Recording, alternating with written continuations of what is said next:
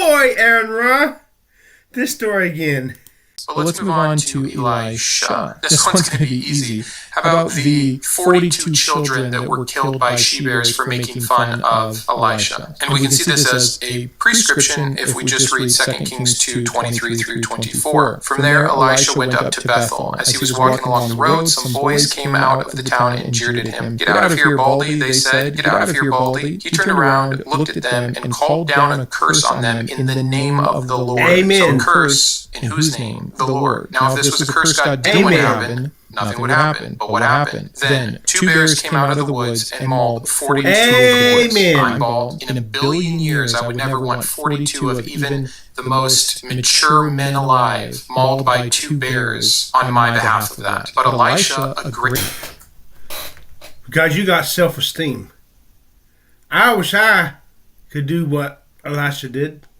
When the bouncers tell me to get out of the bar, laughing at me because I'm different, I wish I could call down 2 she-bears so I could have the satisfaction of seeing 2 muscle-bound, proud, strong soldier boy bouncers suddenly in utter terror, so I could see the terror in their eyes as they were being ripped to their heads by bears.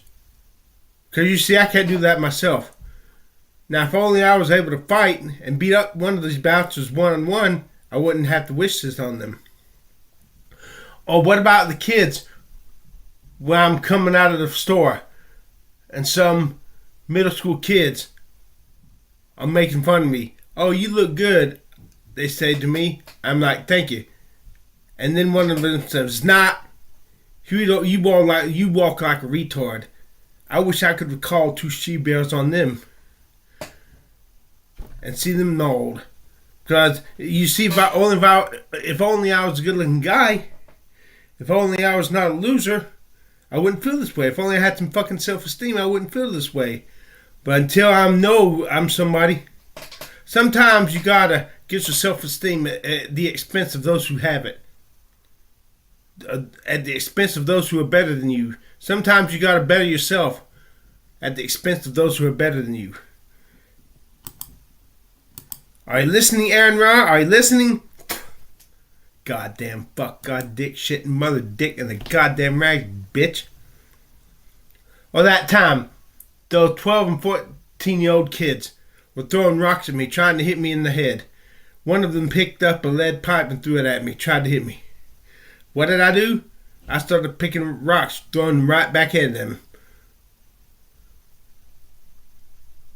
If they're mad enough to jump a grown man, they're mad enough to get their ass kicked by a grown man. Now, I even asked the cops, if they make me afraid for my life legitimately, am I allowed to shoot them even though they're under the age of 18? And the cops was like, if it's in self-defense, if you really feel for your life, you can do that. You think I'm going to let those little kids hurt me just because they're not mature enough to understand what they're doing? Hell no, I love myself infinitely more than them. I'd send a whole barrel full of kids like that to burn in hell forever to keep myself just from dying. Look, y'all people in this world is too soft. In this world of air conditioning and ease of travel, where there's no such thing as a hard life, but life is fun, life is more pleasure, little pain, it's easy to become soft on people who are shit asses. I mean, it seems to me we could have been having this conversation 500 years ago. And life was difficult 500 years ago. There was a lot of despair. There were crops failed and disease spread, and people suffered just instantaneous and catastrophic changes in their fortune.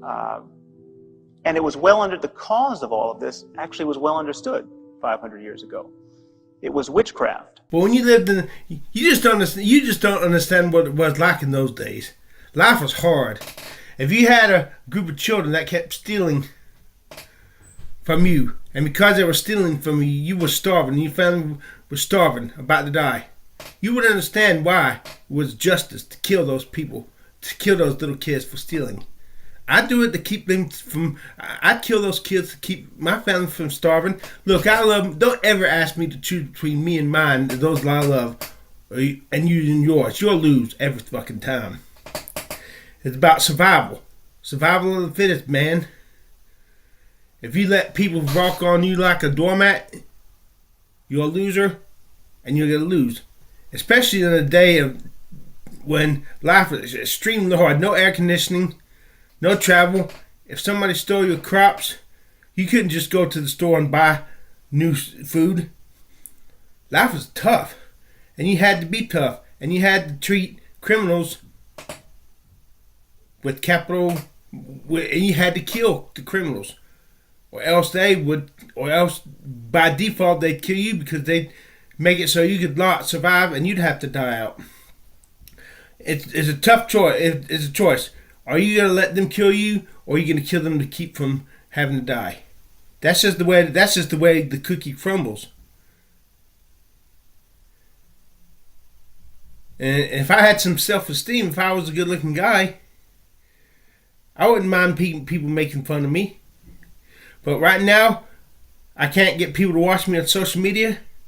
My song's not making me famous. You let some little kid making fun of me, making fun of my looks, and if I had the Spirit of God to do so, I'll call down 2 fucking she-bears on them to kill them. What about what Jesus taught? It's easy for Jesus to love his enemies. It's easy for Jesus to love his enemies because if they don't change and become his worshipers, Jesus gets to have the pleasure of seeing them thrown into the lake of fire forever and ever and ever and ever and ever, you see. If I have an enemy and they get saved, God's going to forgive them and not make them pay me back what they took from me. I'm just going to have to forgive them and suffer loss. Fuck that. You got to be tough in this world. You can either be a doormat or a king. Now sure, if I was going to be the Lord of the universe, I'd be willing to be a doormat. But be a doormat and up here, just so I can be a doormat to God in heaven? Fuck no. Baby,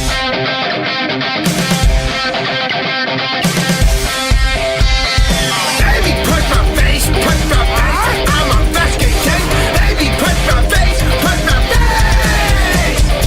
Broke my back so you would love me, but instead you stood above. You spit me out, you kick me down. I hate you'll never love me.